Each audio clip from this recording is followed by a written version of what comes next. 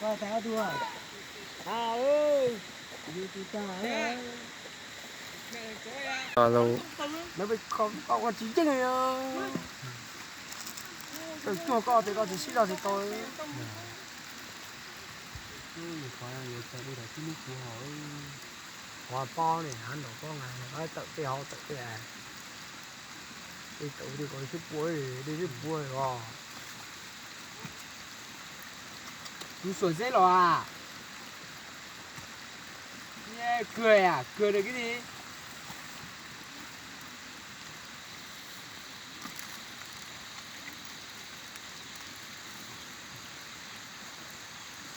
Người ta thì ai ngoài thì cứ đi sợ thì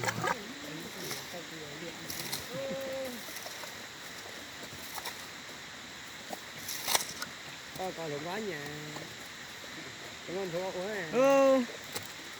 cho nó mắng ngoài ta kia nó mắng tủ có ít tủ giờ là chấp về sức có rồi làm gì cũng vậy. Thì cô à.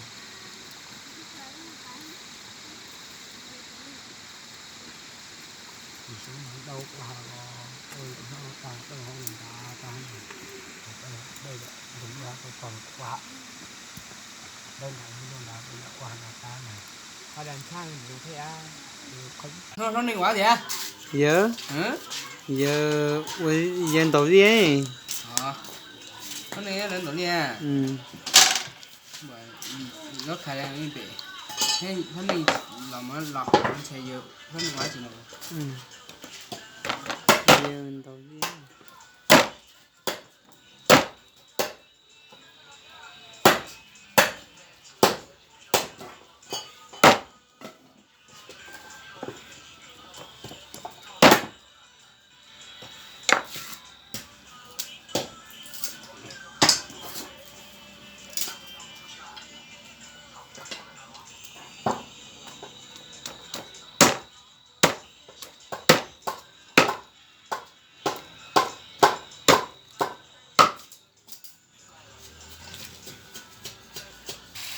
đây thịt chó xào cà chua nhá các bạn nhìn thấy chưa thịt chó xào cà chua chắc là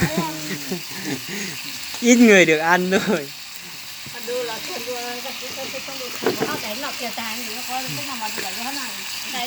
thơm thế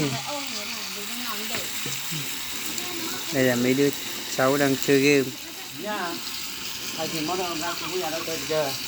Cái có cái non giờ. À. Đâu đó mà. Cái giờ cho nè. Dạ. Không ấy. Sao? Để muốn bỏ đấy.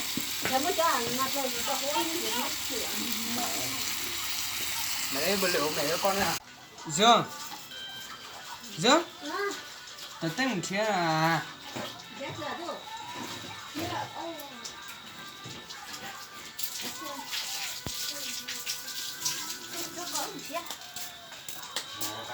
cả chân có ở đây đâu mình đi ở đâu cũng mình đi tìm nó luôn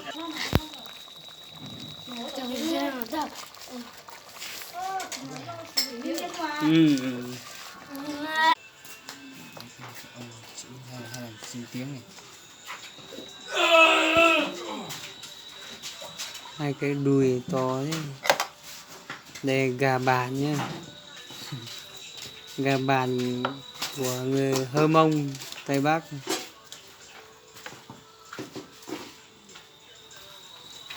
con gà này chắc già lắm rồi nhìn cái chân của nó to lắm mù hôn để tia phát lông tua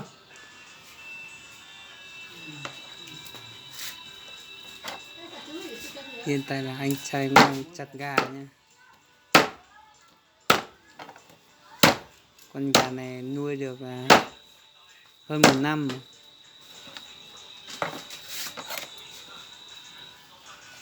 rồi cho xuống một mỏng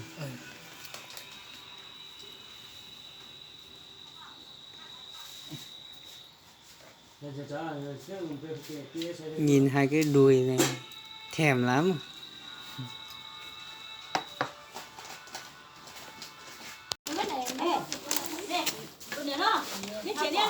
Đây thì cái mới mình cho anh. toàn bỏ ra